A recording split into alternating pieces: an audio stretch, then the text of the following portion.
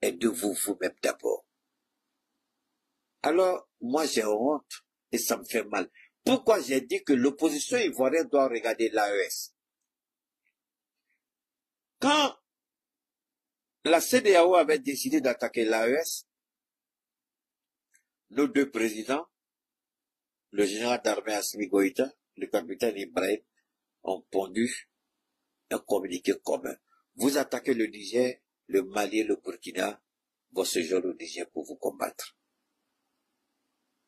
Le même Alassane Ouattara le va en guerre, votre président Ouattara, il est venu en Côte d'Ivoire, il a dit je vais mettre un bataillon là. Est-ce que Ouattara a pu déployer son bataillon? Parce que Ouattara a compris que s'il s'amuse, on va aller le prendre au palais présidentiel en Côte d'Ivoire. Ouattara a mis bas la terre. Non pas parce que tous ceux qui devaient sortir, ils se sont dit, si c'est pas le Niger et puis c'est les trois pays là, nous, il n'y a pas solution, on ne peut pas gagner.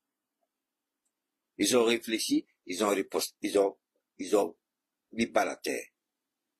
Parce qu'il y a eu quoi? Il y a eu unité.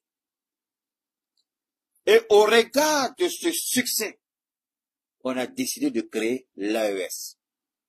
Et aujourd'hui, sur le terrain, les terroristes, Dieu seul sait ce qu'ils subissent. Et on ne s'est pas arrêté là. Un marché commun, le capitaine l'a dit. Très bientôt, on aura une carte nationale d'identité AES qui permettra à nos transporteurs, à notre population, de circuler librement. Et tout policier, tout gendarme ou toute, je ne sais pas, sécurité de force, surpris en train de racketter. Il a dit au Burkina, actuellement, il y a des procès. Et j'ouvre la parenthèse. Au Burkina, le capitaine Ibrahim a institué quelque chose avec le Niger. Et je voudrais demander à mon président Assimi Goïta de voir dans quelle mesure il peut regarder et puis vraiment faire, adapter un plan similaire au Mali. Au Niger, tous les ministres, les directeurs, eux tous ont juré. Si vous êtes chrétien, vous jurez sur la Bible. Vous êtes musulman, vous jurez sur le Coran. Et vous avez un devoir de résultat. Je crois que c'est chaque 4 mois ou chaque 6 mois, on fait le point de votre activité. Le Burkina n'ont pas juré. Mais chaque 4 mois, chaque semestre, chaque ministre, on fait le point. Pour voir l'état d'avancement. Voilà comment on construit un pays, voilà comment les choses changent dans un pays. Monsieur le président Assimi Goïta, beaucoup de ministres ont parlé dans notre gouvernement, dans notre joli Mali. On n'a pas vu le résultat jusqu'à aujourd'hui. Monsieur le président Assimi Goïta, le peuple malien est prêt à mourir pour vous. Mais le peuple vous demande seulement de sortir des griffes des politiciens qui vous entourent. Il y a beaucoup d'hommes qui sont autour de vous, monsieur le président. On se pose la question si ceux-là même ne vous rendent pas la tâche difficile. Parce qu'un ministre doit être redevable au peuple, puisque le peuple paye le ministre. L'argent qui paye le ministre, le salaire du ministre, c'est l'argent du peuple. Il y a des gens qui se sont fâchés une fois, ils disent, pourquoi j'ai dit ça? Même si c'est vrai, il n'a pas dit ça. Il dit, mais, est-ce que c'est pas nos taxes, c'est pas notre argent qui vous paye? C'est la réalité. Pourquoi ça vous fait mal? Ils disent, oui, c'est vrai, mais, il dit, mais, faut pas que ça te fasse mal, mon ami. C'est parce que on a fait croire le contraire aux gens. Mais si tous les citoyens savent que c'est eux qui payent le ministre, au nom de Dieu, le ministre n'aura pas cette autorité-là qui l'assure les gens. Parce que le ministre, il travaille pour le peuple. Il est engagé par le peuple. Il est payé par le peuple. Monsieur le président, si vous pouvez instituer un devoir de résultat aux ministres, aux directeurs, même à vos conseillers, les conseillers qui ne sont pas à la hauteur, monsieur le président, il faut les libérer. Vous n'êtes pas obligé d'avoir quelqu'un qui ne vous avance à rien. Vous avez vu le résultat de certaines personnes déjà. Vous avez vu les décisions prises. Vous avez vu. Il y a des gens qui autour de vous aujourd'hui ne font pas. C'est pas ça. Mais nous, on ne peut pas les indexer parce qu'on ne les connaît pas. Mais seulement, monsieur le président, s'il vous plaît, instituez le devoir. Ils peuvent aller sur ORTM Palais matin, midi, soir. Parce que les gens pensent qu'aller sur ORTM Palais là, ma bana quoi. S'ils font ça déjà, les non, c'est pas ça. Venez nous dire ce que vous faites, on est d'accord. Et puis on fait évaluation. Monsieur le Président, à cause de Dieu, évaluez vos ministres. Si un ministre n'est pas à la hauteur, vous le remerciez, vous remplacez par quelqu'un d'autre. Alors on revient maintenant. On revient à l'opposition ivoirienne. Vous savez, l'AES aujourd'hui est un exemple, est un laboratoire de réussite, un laboratoire d'exemple. Au début, on était dans l'alliance, mais on voyait les pays sortir, chacun sortait, faire sa déclaration. Dieu se le sait, je suis sorti, mais attendez, on comprend pas. Hein. Ou bien on est ensemble, ou bien on n'est pas ensemble. Et nos ministres, nos présidents, on a commencé à prendre des décisions communes. Vous avez tous vu. Quand un pays dit je fais ça, les autres par solidarité sortent. Quand un pays rompt ses relations diplomatiques avec un pays, par solidarité, les deux autres pays rompent aussi leurs relations diplomatiques avec le même pays. Alors, pourquoi l'opposition ivoirienne? Moi, quand je vous dis faites comme l'AES, je ne vous ai pas dit de prendre, je ne vous ai pas dit de prendre des armes contre Ouattara parce que vous dites que chez nous ici là, comment vous dites, on est des poutistes, nous on est d'accord avec. Mais ce que nous on vous dit, c'est de regarder comment l'AES fonctionne. C'est de voir comment l'AES, la solidarité avec les États, c'est ce que je vous demande de regarder. Aujourd'hui, il n'y a pas de frontière entre le Mali et le Niger, entre le Niger et le Burkina, entre le Burkina et le Mali, il n'y a pas de frontière. L'armée nigérienne rentre au Mali pour sonner les terroristes. L'armée malienne rentre au Burkina pour allumer les terroristes. L'armée burkinabé rentre au Niger, au Mali pour neutraliser les terroristes. Et c'est ce qu'on vous demande. Vous avez une alliance. Mais pourquoi vous continuez de sortir en solo, PDC-RDA? Est-ce que Charles Blé Goudé vous a dit qu'il ne peut pas vous joindre dans cette marche? Pourquoi vous ne conjuguez pas les efforts? Alors, Ivoiriens, je reviens encore sur mes propos. Si vos dirigeants ne sont pas en mesure de mettre leurs égos de côté, leur fierté de côté, leur orgueil de côté, s'ils ne sont pas capables de penser à vous et mettre leurs orgueils de côté pour que dans l'unité ils puissent fonctionner et faire partie de ce criminel qui est à la tête de la Côte d'Ivoire. Si vous demandez de sortir, ne sortez pas. Parce que j'ai vu les gens sont sortis aujourd'hui, ils sont allés faire du sport, c'est bien, ils ont dépensé un peu ils ont brûlé un peu de calories, tout ça c'était bien. Mais vous croyez que sur le plan politique, parce que en politique là, chaque action doit compter. Si votre adversaire découvre votre faiblesse, il voit votre incapacité de le faire bouger. Mais le PDC est en train de gâter hein, pour le PPAC. Parce que l'échec aujourd'hui, moi je dis c'est un échec. Les gens peuvent croire que ça a été, moi je dis c'est un échec. Subhanallah. Un peu de 30 millions d'habitants. Un parti qui est capable de mobiliser au moins 500 000 personnes, Abidjan seulement. Ceux qui sont sortis ne valent même pas 50 000 personnes. Ça vaut même pas les 20 000 personnes, même pas les 10 000 personnes, ce qu'on a vu. Est-ce que ça, c'est une réussite?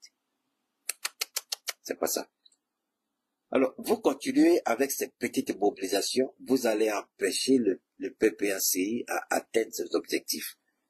Parce que vous allez donner la force au pouvoir de brimer, vous allez donner la force au pouvoir de croire que c'est fini, il est majoritaire. J'ai dit à Soumaïla Bredo, et moi j'ai regardé la marche, c'est lui que je ne l'ai pas vu. J'ai vu mon frère Dia qui était là, j'ai vu le maire Evo Sylvestre, et puis j'ai vu d'autres députés, mais j'ai pas vu le porte-parole, Soumaïla. Je répète, si le PDC n'est pas à mesure de travailler à l'intérieur de la coalition, c'est pas la peine de faire ces genres de manifestations. Ça fait honte. Vous avez une coalition, pourquoi? Moi, je pense que la coalition, ça veut dire que vous prenez les décisions ensemble, vous menez le même combat, vous avez le même objectif, vous avez le même but. Ce que vous avez dénoncé aujourd'hui là, est-ce que ce n'est pas pour ça que la coalition a fait le meeting à Yopougon.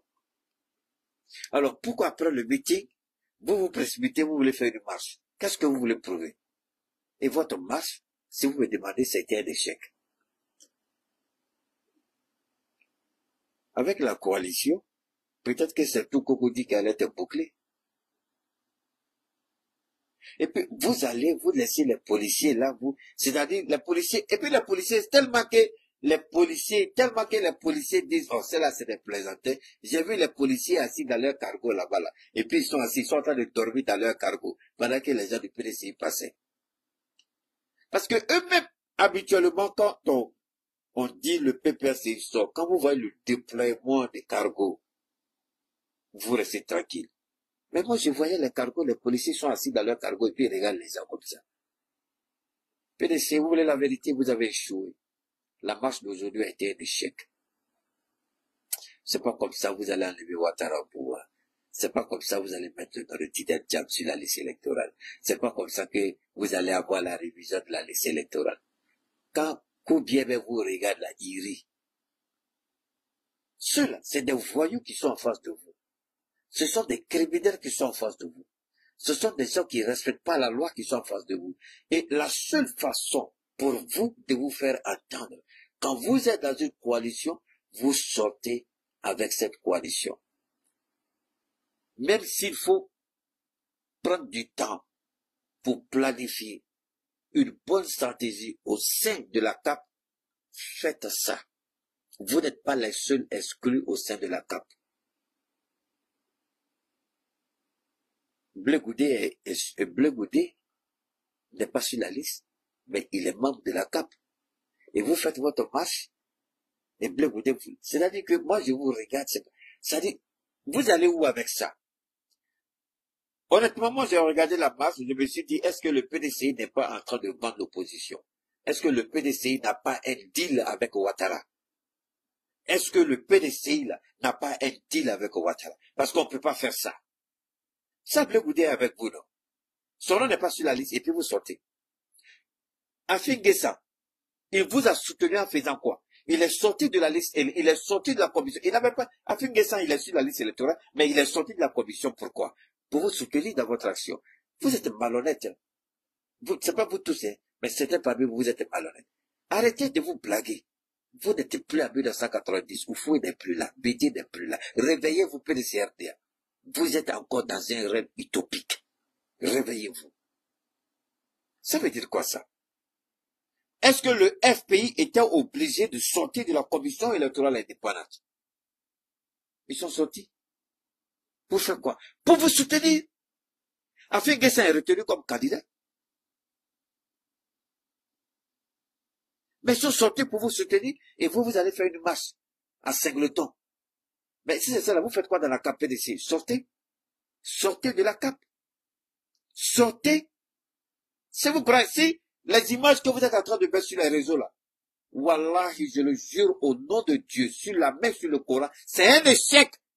Vous avez échoué, PDCI. Vous avez échoué. Attendez. Cocody là, c'est votre passion. C'est pour ça que vous avez fait ça. Vous connaissez, on ne connaît pas la géographie politique de la Côte d'Ivoire ou bien quoi.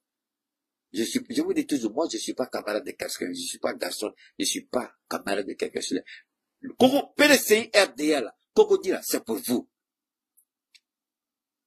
Dites-moi, quel est le parti qui peut prendre le Cocody devant le PDCI RDA? La première fois, ils avaient choisi la fille de Oye, Yasmine, députée PDCI. Après, ils sont venus la doubler, ils veulent l'enlever.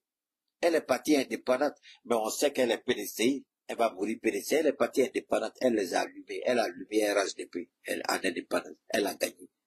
C'est pas de Yasmine Oye, la fille de l'ancien chef du protocole de Fouet. Mais Cocody là, c'est pour le PDCRD. Donc ce que vous avez fait là, c'est pathétique. Vous pouviez faire mieux que ça, Cocody. Cocody là, c'est pour vous. Cocody là, c'est votre bastion. C'est comme le FPI de Laurent Gbagbo, le PPRCI, là, Yopougon. C'est comme on dit que Gbagbo arrive à Yopougon. Mais quand le PDC arrive à Cocody là, Parce que le Cocody ne se reconnaît pas dans la violence du RDR. Le PDC a toujours gagné à Cocody. Si vous ne le savez pas, je vous le dis. Quand je parle de Cocody, là, je parle de Cocody, je parle des deux plateaux, je parle de la Riviera, je parle de tout ça, c'est mélangé jusqu'à la limite de PCB. Vous n'allez pas me parler de Cocody tout de même. Cocody, c'était quand même notre, comment on dit, notre playground, c'était notre terrain de jeu, Cocody. Oublions, je ne parle pas de l'université, mais avant l'université, Cocody, c'est notre...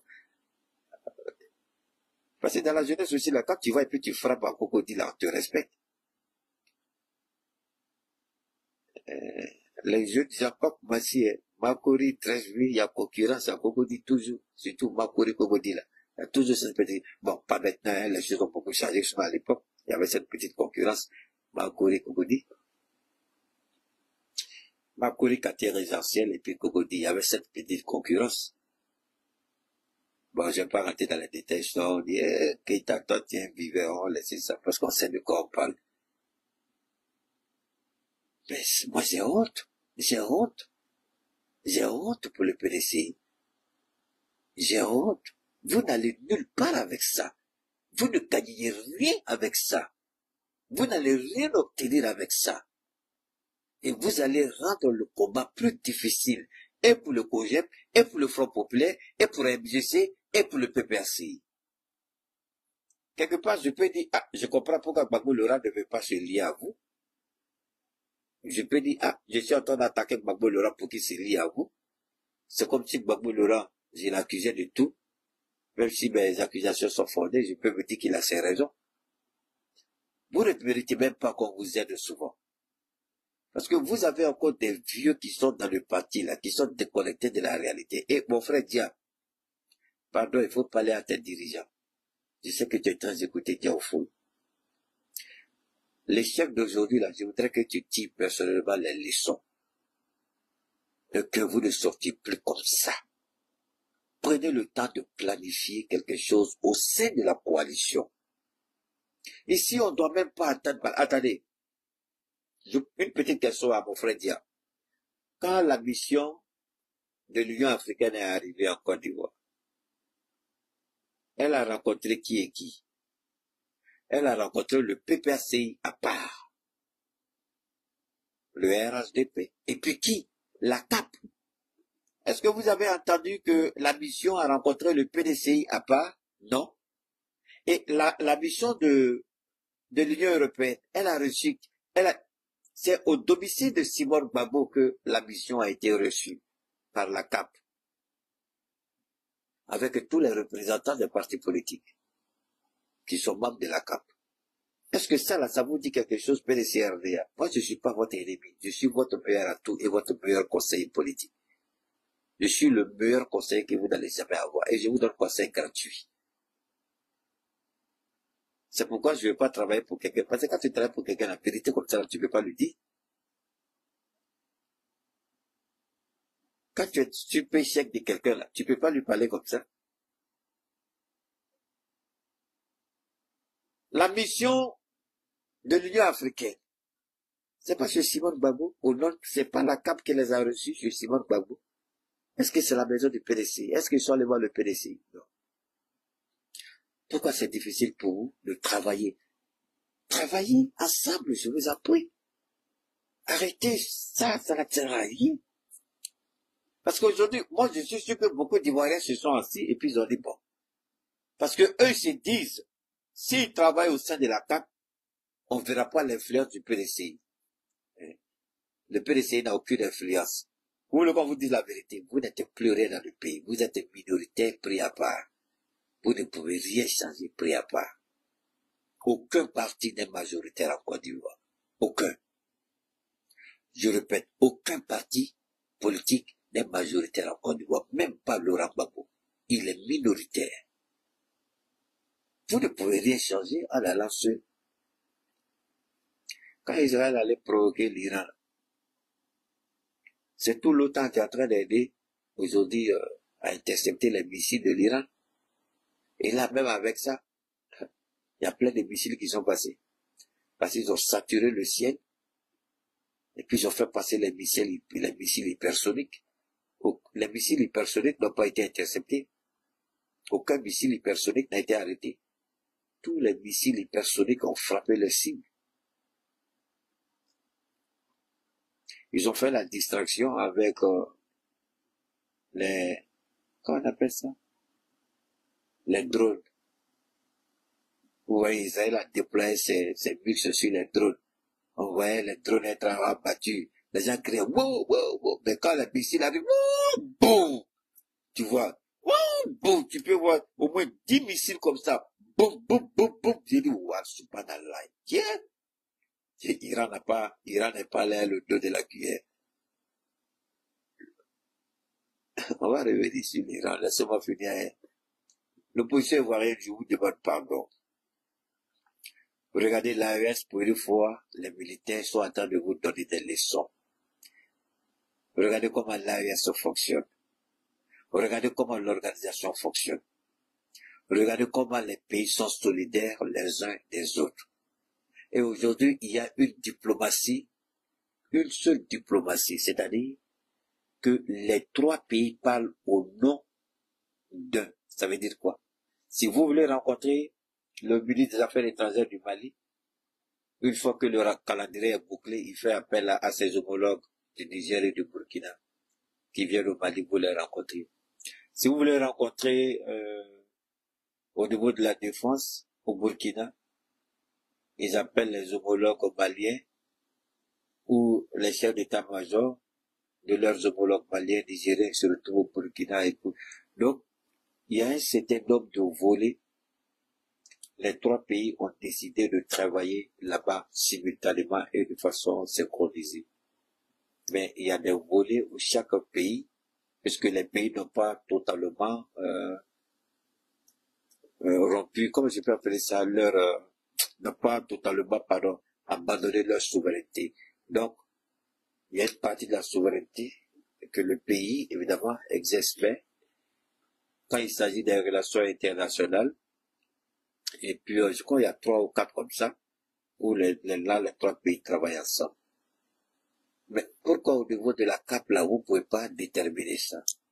Dire, ok, au niveau de la CAP, vous dites, ok, voilà ce qu'on peut faire. Alors, au niveau des marches, des meetings, on le fera toujours ensemble. On fera toujours ensemble. Si le PDC veut une marche, le PDC vient, on s'entend, on organise ensemble. Pourquoi vous ne pouvez pas avoir cette discussion franche et honnête?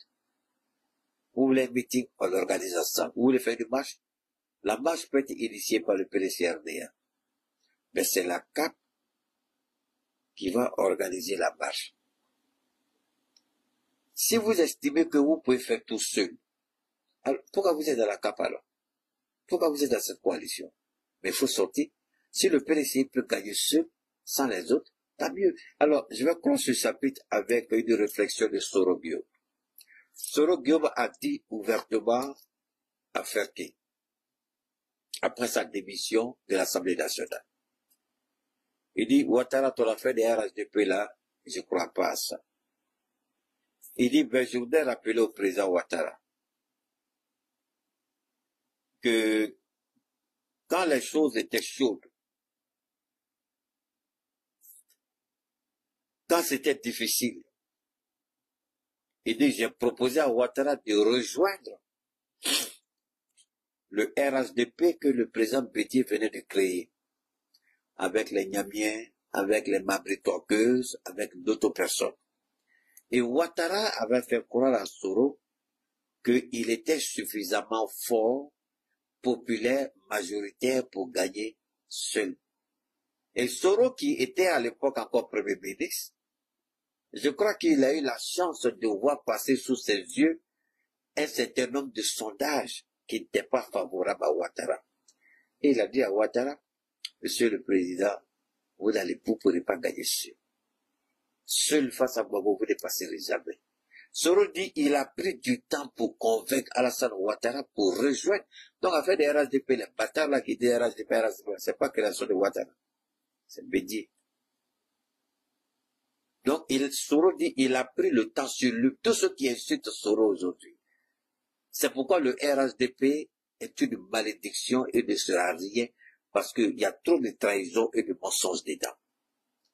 Soro dit à Ouattara, si tu ne viens pas dans cette nouvelle alliance avec le président Bédié, il sera difficile pour toi d'être président. Et c'est dans ça que Ouattara, malgré lui-même, a rejoint le RHDP. Et depuis lors, ils n'ont rien fait en dehors du RHDP. Ils ont tout fait à l'intérieur du RHDP. La seule chose qu'ils ont dit, au premier tour, on va à des candidatures séparées. Au deuxième tour, on fait le regroupement de voix. C'est ce qu'ils ont fait.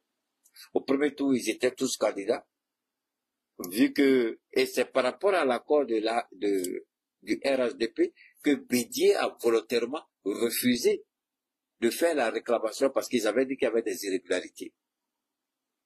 À l'époque, c'est Aoussou, Jean-Louis Aoussou, qui était le député, l'avocat du PDCRDA. Il avait tout le temps. Mais qu'est-ce qu'ils ont fait? Ils ont volontairement retardé.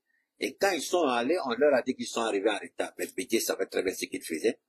Parce que Bédié voulait laisser Ouattara.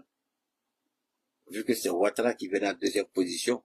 Mais les résultats que eux ils avaient, c'est lui qui venait en deuxième position. Mais les résultats officiels, c'était Ouattara qui était en deuxième position. Je ne sais pas ce qui s'est passé. Il y a eu des négociations, il y a eu des pourparlers.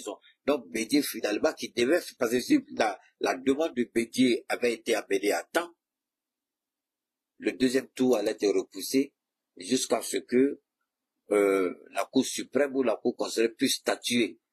Et si des irrégularités avaient été constatées, on allait reprendre complètement le premier tour des élections présidentielles. Et au regard de tout ce que cela pouvait entraîner, les difficultés que le pays a endurées depuis plus de 8 ans, tous ces éléments ont contribué à ce que le président Bédié ne présente pas son cas. Mais s'il ne le faisait pas, le PDC n'allait pas comprendre. Donc il a fait exprès, il a attendu à la dernière minute, au moment où le délai est passé, Aoussou Kola, il va à Aoussou Baba, si c'est pas moi. On dit non, le délai est passé, donc la demande a été rejetée. Mais c'était fait volontairement, c'était fait à dessein. Et c'est là que Ouattara se retrouve avec Babo, et le RHDP met son rouleau compresseur en marche. Bédié fait sa campagne, tous les autres membres des partis politiques à l'intérieur, tous font la campagne de Ouattara. Si vous n'avez pas tiré les leçons, vous dites que, alors que c'est le PDCRDA qui était à l'origine à la création du RHDP, vous êtes dans une nouvelle alliance appelée la CAP. Alors, vous avez du mal à comprendre, ou vous êtes malhonnête, ou vous ne voulez pas travailler en synergie avec les autres partis politiques, ou vous voulez aller en solo. Mais auquel cas, si c'est ça que vous voulez, mais sortez de la CAP PDCI et puis aller en solo. Comme ça, on va apprécier. Quel est votre poids réel, on va apprécier. Allez-y en solo, on va voir ce que vous pesez sur l'échiquier politique national en Côte d'Ivoire. Arrêtez de vous blaguer. La multitude de créations de partis politiques a grignoté un peu au niveau du parti central qui était le PDC. Tous les partis qui sont nés en Côte d'Ivoire, 90% sont tous issus du PDCRDA. Alors, quand je dis le PDCRDA, depuis le PDCRDA de 1949, de 1960, vous croyez que c'est un jeu? C'est la vérité que je vous dis. C'est pas le PDCRDA de 1980-90. Parce qu'à partir de 90, le PDC a été éclaté, morcelé. Ceux qui étaient frustrés de la gestion du foot se sont retrouvés avec un Babo Laurent. Ceux même qui n'ont jamais fait partie, mais qu'on l'avait obligé d'être dans le PDC, n'étaient plus dans le PDC. Donc, avec la multitude des partis politiques, le PDC a perdu tout ça. Alors, si vous n'arrivez pas à mettre ça dans votre tête, que vous n'êtes plus majoritaire, oui, vous êtes le parti historique, le parti qui a porté l'indépendance